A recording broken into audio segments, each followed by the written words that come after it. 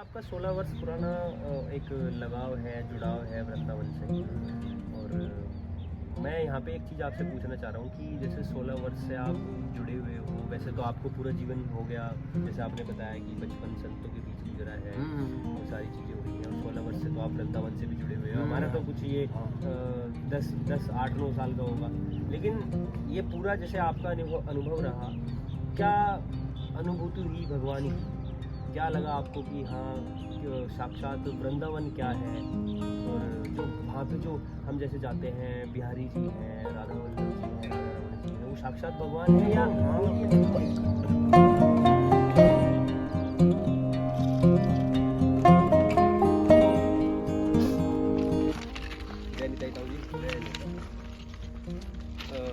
कुछ सवाल मैं आपसे करना चाह रहा था आज। जैसे हम आपके साथ काफ़ी टाइम से जुड़े हुए भी हैं, और आप ही के थ्रू हमें मार्गदर्शन हुआ है भक्ति का और अध्यात्म का। तो मैं आपसे ये छोटा सा एक मेरा सवाल चलता रहता है दिमाग में कि आपका बचपन कैसा रहा? क्योंकि हमने देखा है कि यहाँ पे शिव बाहुल्य क्षेत्र था, और जैसे थोड़ी बहुत हमें भी जैसे सुनने को मिलती है, पहले जैसे सुनने को मिलती थी कि भाई तुम तो इस मार्ग पे क्या है, क्यों इसी के पीछे पीछे राधा राधा राधा राधा लगा रहता है हमारा। तो आप क्या कहना चाहोगे, आपका जीवन स्टार्टिंग से बचपन कैसा रहा? देखो, इस मामले में मेरा जीवन जो है आध्यात्मिक दृष्टि से बड़ा संघर्ष में रहा। अच्छा। क्योंकि मैं भगवान की कुछ ऐसी कृपा थी, हमारे घर में हमारी जो माता थी वो साधु संतों की सेवा में ज़्यादा ध्यान रखती थी। अच्छा अच्छा। तो उस टाइम हमारी उम्र ऐसी होगी 5-6 साल की होगी, थोड़ा सा संत महात्माओं को समझने लगे थे। तो हमारे यहाँ एक पंडित जयनारायण जी थे। पंडित जयनारायण जी। तो वे भक्त किस्म के आदमी थे, जैसे भक्त होते हैं, जो असली भक्त होता है, जो असली भक्त होते हैं। तो वो उनके यहाँ महात्मा बहुत आया जाया करते थे, बहुत सम्मान होता था। तो हमारी माँ की भावना की वजह से तो वो महात्माओं को हमारे घर ले आया करते थे।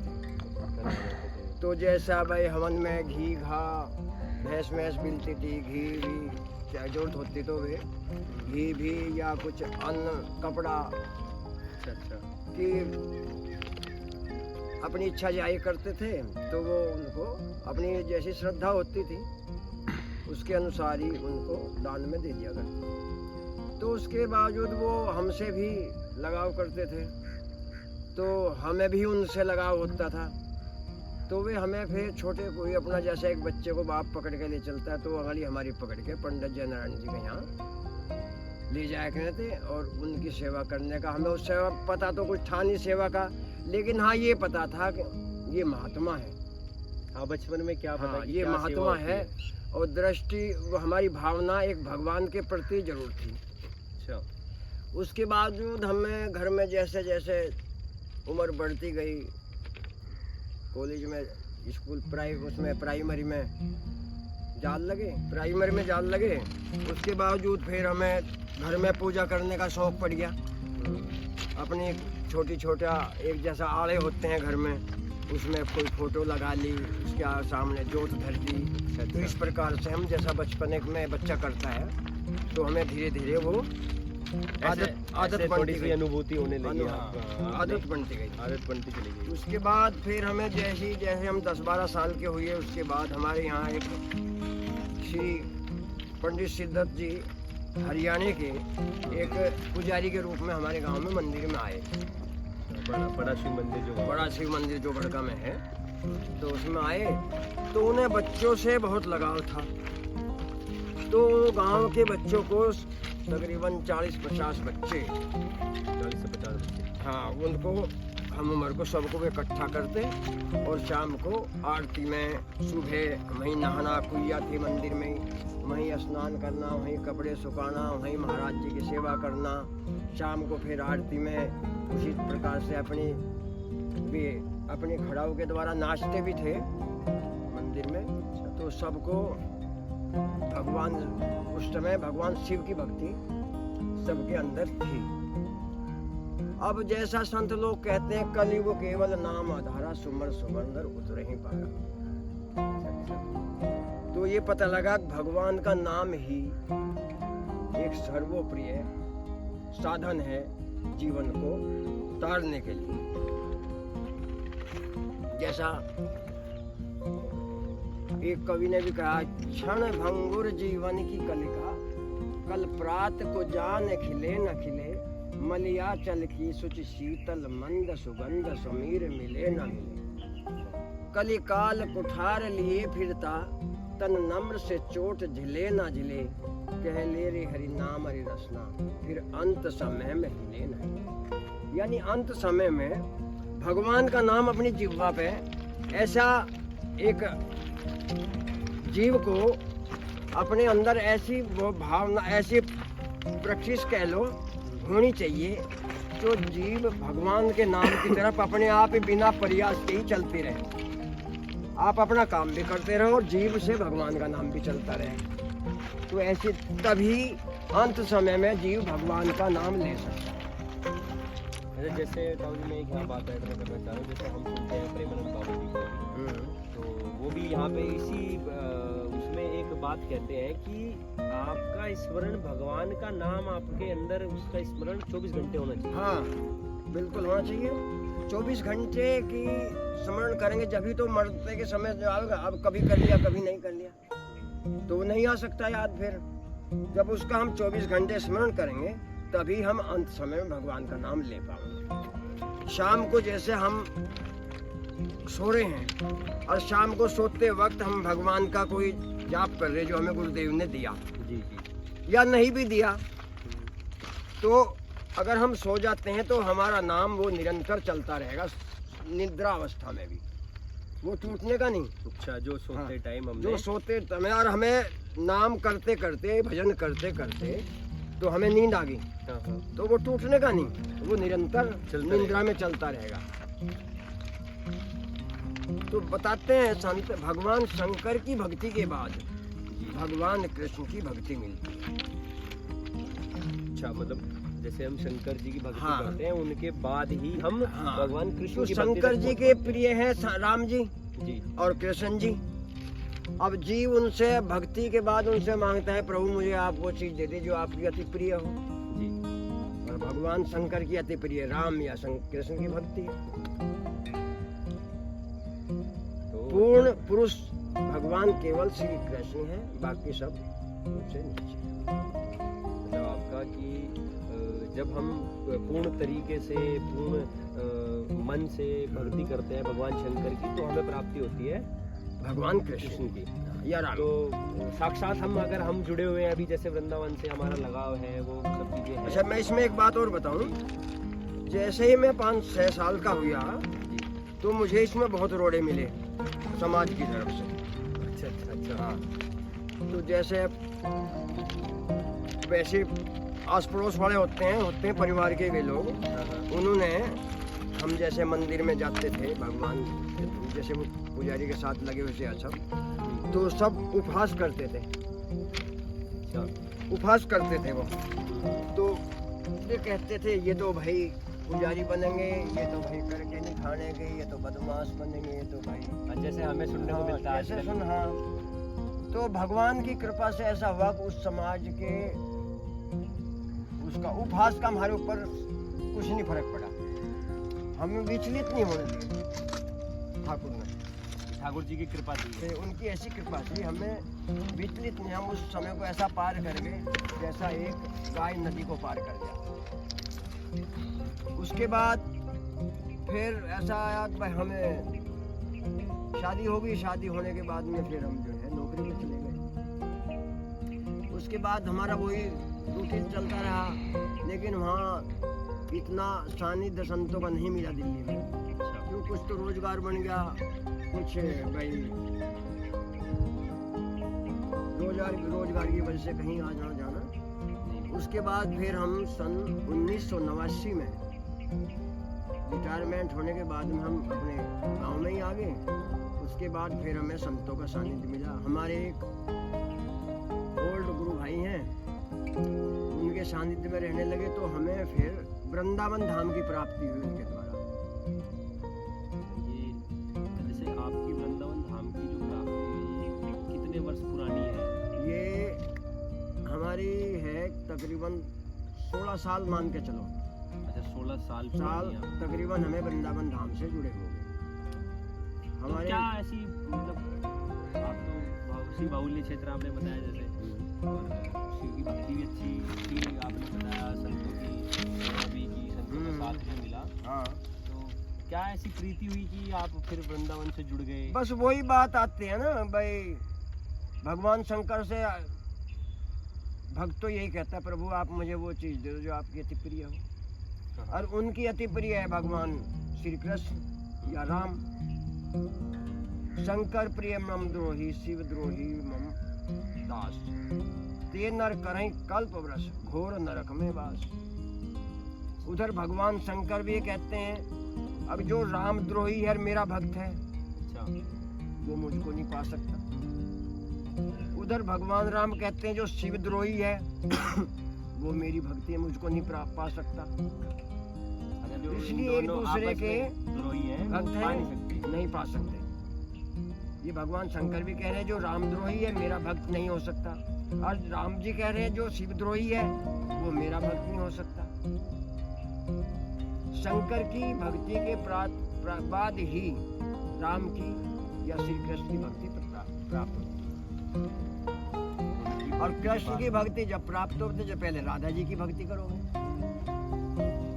हाँ, वो मैंने एक बार एक वीडियो देखी थी, तो उसमें गुरुदेव कह रहे हैं कि जब आप श्री राधा नाम रचते हो तो साक्षात भगवान श्री कृष्ण उनके साथ साथ आपके साथ साथ आगे आगे चलते हैं आपके। बिल्कुल, तो ये आपका बचपन रहा पूरा ये भगवान श्री कृष्ण कहते हैं अपने भक्त के लिए, भक्त मेरा जहाँ पग धरे तहाँ धरू मैं हाथ, पाछे पाछे मैं फिरो कभी न छोड़ो साथ। तो भगवान कहते हैं मैं तो अपने भक्त के पीछे पीछे, अपने भक्त की रज को पाने के लिए भक्त के पीछे पीछे फिरता हूँ। तू मेरी तरफ को एक कदम तो चल के देख, हम दो चले, हम तेरी तरफ तो हजारों कदम चले। भगवान गिरिराज महाराज कहते हैं तू मेरे लिए थोड़ा सा उपहास तो झेल के देख समाज का, मैं तेरे लिए सम्मान की दृष्टि से वो लगा दूंगा, झड़ी लगा दूंगा, तुर को इतना दे दूंगा तेरे समेटा नहीं जाएगा।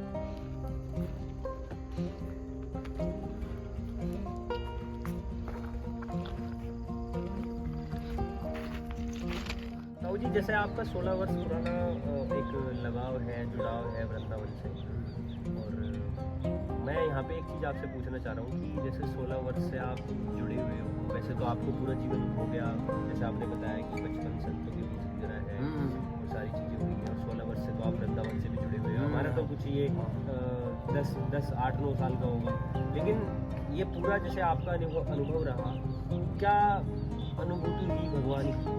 क्या लगा आपको कि हाँ साक्षात वृंदावन क्या है, और जो वहाँ पे जो हम जैसे जाते हैं, बिहारी जी हैं, राधा वल्लभ जी हैं, राधा रमण जी, वो साक्षात भगवान है या मूर्तियाँ है वो? वृंदावन में जब से हमें गुरुदेव का सानिध्य मिला, आपके हमारे गुरुदेव का नाम? हमारे गुरुदेव श्री श्री 108 बाबा चंद्रशेखर दास जी उनका नाम था। बिल्कुल बिल्कुल, हमने भी बहुत सुना है उनका। और वे वृंदावन की विशेष विभूति थे, सिद्ध पुरुष थे। उनके जीवन में एक दफा ऐसा हुआ कि वो उनकी लंगोटी अचकन पट गया, तो वे शर्म मांगा किसी से है नहीं, वे गोवर्धन की गुफा में जाके बैठ गए। अच्छा अच्छा। तो जब उनको 3 दिन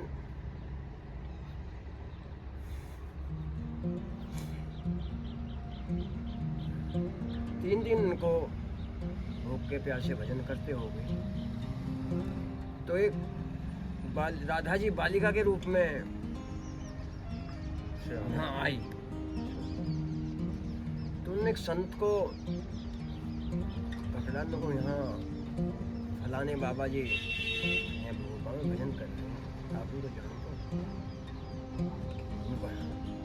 उनको मैया ने ये उनके लिए लंगोटी और भोजन भेजा है, और ये वो 3 दिन से भूखे बैठे, तो हमारी यहाँ हमें किसने बताया? देखो जी एक कन्या आई थी, वो ऐसे ऐसे कह के बोली। तो बाबा उसमें बहुत ही अधीर हुए और उनका आदेश हुआ तुम वृंदावन जाओ, वहीं जाकर रहना है। वृंदावन धाम अपार रटे जा राधे राधे।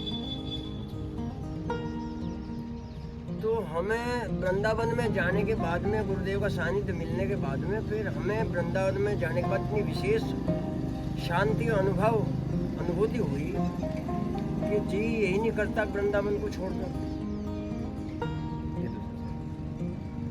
बिहारी जी के दर्शन करते थे, दामोदर भगवान के, बरसाना में जाते हैं तो वहाँ राधा जी के मंदिर के दर्शन, राधा जी के दर्शन करते हैं। भांडीर वन में भी गए, जहाँ राधा जी की शादी कृष्ण भगवान के साथ में ब्रह्मा जी ने कराई। बहुत अच्छा लगा वहाँ जाके। एक वट वृक्ष का पेड़ है वहाँ, बहुत भारी, वहाँ बहुत शांति मिलती है। लोग जाते हैं वहाँ, लड़कियों की शादी करते हैं भांडीर वन। और जहाँ मेन राधा जी का जन्म स्थान था रावल, वहाँ के दर्शन हुए। कृष्ण जन्मभूमि के मथुरा में दर्शन किए, रस खान जी की समाधि के दर्शन किए, रमन रेती के। तो वृंदावन में जाने के बाद में हमारे 11 12 होली पे, लठमार होली पे, दिवाली पे, जन्माष्टमी पे, सामण में जाते थे, भगवान की लीलाओं के दर्शन करते थे। हाँ, लीलाएं होती थी, बाबा जी भी लीला कराते थे। नित्यानंद महाप्रभु के दर्शन किए इमली तालाब पे। उधर ही एक वृंदावन, वहाँ से ठाकुर जी आए थे, उड़ीसा से भगवान जगन्नाथ जी का मंदिर है, जो कि साक्षात जगन्नाथपुरी से ही आए थे। साक्षात जगन्नाथपुरी से आए थे, वृंदावन में है उनका। ये कौन सी जगह है वैसे? ये जो इमली तला है ना, तो ये जो केसी घाट है, वो जो घाट से आगे उतर के वहाँ जो शेर से बने हुए हैं, शेर बन रही है वहाँ दरवाजे पे, तो वो जगन्नाथ जी का मंदिर है। वो जगन्नाथ जी, हाँ, तो वहाँ भी दर्शन किए। तो वृंदावन के अंदर जाकर विशेष अनुभूति ऐसी है कि यहाँ से ठाकुर जी वृंदावन को छोड़ के कभी जाते ही नहीं। वहाँ के कण कण में वृंदावन के वृक्षों का मर्म न जाने कोई, डाल डाल और पात पात में राधे राधे हो। तो वहाँ तो हर पत्ते पत्ते में राधा है। राधा ही कृष्ण है, कृष्ण ही राधा है, कण कण में राधा, कण कण कण में राधा। तो हमारे गुरुदेव बोलते थे, धाम वास जितना करोगे उतना ही लाभ करेगा, और धाम में आके नाम करो। किसी कारणवश नाम नहीं हो पाता तो किसी का बुरा मत करो, वही तुम्हारा नाम बन जाएगा, वही भगवान का नाम हो जाएगा। अच्छा करो, धाम में वास करो, धाम की सेवा करो, संतों की सेवा करो। तो वहाँ हमारे आश्रम में भी भंडारे चलते हैं, वहाँ सेवा करते हैं। हमारे गुरु भाई हैं और बच्चे हैं, सब साथ चलते हैं, वहाँ सेवा करते हैं, सेवा चलते हैं। खूब अच्छा लगता है दिल को। और एक हमारे जीवन में तो एक विशेषता, एक हमें जो जीवन संगनी मिली वो भी आध्यात्मिक मिली। तो हमें आध्यात्मिक में घर की तरफ से तो कोई किसी किस्म की परेशानी नहीं हुई। हाँ, सामाजिक परेशानी आई, लेकिन वो ठाकुर जी ने सब धीरे धीरे एक तरफ दूर की, तो हमें उसका कोई, हमारे ऊपर कोई प्रभाव नहीं पड़ा। तो अब तो हमारा यही है कि ठाकुर जी हमें अब कुछ नहीं चाहिए, तेरा नाम बस। तो ताऊ जी, जैसे आपका जो अध्यात्म का जो सफर रहा है वो करीबन, जैसे आपने बताया कि 70 साल के करीब है, मतलब आपकी उम्र है 76, आपने बताई 76 के आसपास। 6 वर्ष से ही आपका भगवान से लगाव रहा, भगवान से आप जुड़ गए। तो आपका जो ये अभी तक का 70 साल का अनुभव रहा, तो इससे आप अब युवाओं को, जो आज युवा, बहुत सारे युवा ऐसे भी होते हैं कि जो कहते हैं कि भगवान कुछ नहीं है या क्या रखा है इन चीज़ों में, हम नहीं मानते, हम तो दिल से मानते हैं। तो आपका आपका अनुभव के हिसाब से आप क्या कहना चाहोगे उनके लिए देखो, और क्या बात रखना चाहोगे उनके लिए कि भक्ति है क्या असलियत में? आज का युवक बिना भक्ति के भटका हुआ है। ये नई पीढ़ी जो है भक्ति से अलग है। अगर ये हमें अपने इसमें आध्यात्मिक उसमें भगवान ने समय समय पे जो भी हमें बहुत समय में इतने लंबे पीरियड में कई जीवन के अनुभव ऐसे हुए जो भगवान ने हमें साक्षात रूप में उनको दूर किया। अच्छा। एक दफे ऐसा हुआ, घरवाली की आंखों की रोशनी चली गई। अच्छा। दोपहर का टाइम था, मैं भी बीमार था, कंपनी की हड़ताल हो रही थी, घर में जेब में पैसा नहीं था। अच्छा अच्छा। लोग पैसा ना देवे मजाक करें, करे तुम्हारे पास क्या कमी है। और कोई साधन ना देख के हमने उस समय हम भगवान शंकर की पूजा करते थे। हाँ। और हमारी घरवाली भी भगवान शंकर की ही पुजारिन थी, है। उनको भी भगवान कृष्ण की प्राप्ति हुई। हमने भगवान से दोपहरी में, बच्चे छोटे थे, भगवान से प्रार्थना की, प्रभु अब एक आपका ही सहारा है, और तो हमारा कोई सहारा संसार में नहीं है जी। ना हम ऐसे परिवार के हैं कि भाई हमारे कोई लोग मदद कर देगा, आपका सहारा। तो भगवान ने उसको हमें 2 घंटे के अंतराल में ही इतना तजुर्बा दिया कि हमारी घरवाली की रोशनी आंखों की आ गई, वो कुछ आ गई। और 2-3 दिन में भगवान ने उनको बिना दवाई के, बिना किसी इलाज के ठीक कर दिया। एक दफे फिर ऐसा ही हमारे साथ रेल की दुर्घटना हुई। भगवान ने हमें हाथ खींच के निकाला, लेकिन वो हमें दिखाई नहीं दिए। लेकिन ये हमें पता है कि हमें किसी ने निकाला है। हमें ये अनुभव हुआ कि रेल रुक गई, तब के रेल नहीं रुकी थी। हम गिर पड़े, आधा शरीर रेल के अंदर, आधा बाहर। लेकिन पहिया आने से पहले ही भगवान ने हमको बाहर निकाला। हमारा कोट भी पट गया, पैंट भी पट गया, लेकिन हमारे शरीर पे कोई भी खरोंच नहीं आई। कोई अदृश्य शक्ति ने हमें आके निकाला। एक दफा ऐसा, हमारे घर वाली बहुत ज्यादा बीमार हो, उनकी नबज छूट गई। हमने अपने ठाकुर से प्रार्थना करी। 4-6 घंटे के बाद वो कहने लगी अब मैं ठीक हूँ, उनको केवल मात्र बुखार। तो भगवान अपने भक्त को कभी निराश नहीं करते। तो इसलिए मैं तो नई पीढ़ी से ही कहूंगा, भगवान ये नहीं कहते तुम निष्क्रिय हो जाओ। कोई संत ये नहीं कहता तुम निष्क्रिय होकर भजन करो। अपना कर्म भी करो, परिवार पालना है, बच्चे पालने हैं, अपना जीवन चलाना है, और मेरा नाम भी लो। भाई शरीर तो काम कर रहा है, जिह्वा तो काम नहीं कर रही। जिह्वा से भगवान का नाम ले सकते हो। जी जी। काम में कोई बाधा नहीं आती, क्यों? हमारा इतना लंबा अनुभव है कि हमें भगवान के नाम से कोई भी हमारे जीवन में कोई बाधा नहीं पड़ी कि भाई हमारे कर्म में कोई बात पड़ी। और आपने बताया था भी कि कलयुग हाँ। केवल नाम आधारा। हाँ, कलयुग के में अभी कहा था, हमारे गुरुदेव कहते हैं जितना कलयुग में नाम का महत्व है और किसी चीज का इतना महत्व नहीं। तुलसीदास जी ने रामायण में कहा है।